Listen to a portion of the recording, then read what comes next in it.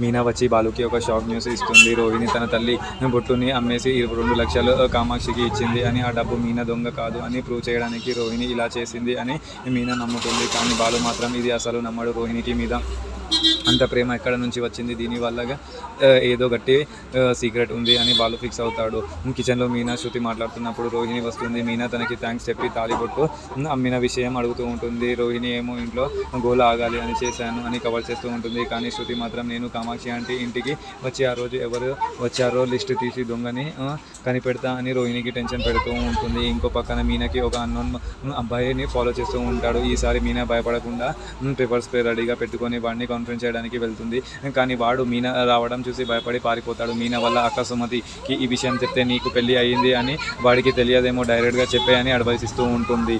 అయితే అడ్వైస్ ఇవ్వగానే మీనాని ఫాలో చేస్తున్న ఆ అబ్బాయి బాలు దగ్గర లవర్ బాయ్లా అడ్వైస్ అడుగుతున్నాడు. బాలుకి వాడు ఫాలో చేస్తున్నది మీనా నీ అన్న తెలియక డైరెక్ట్గా వెళ్ళి అమ్మాయి నాన్న కాళ్ళు పట్టుకో నేను పెళ్లి చేయమని అడుగు అని గట్టిగా టిప్స్ ఇస్తాడు.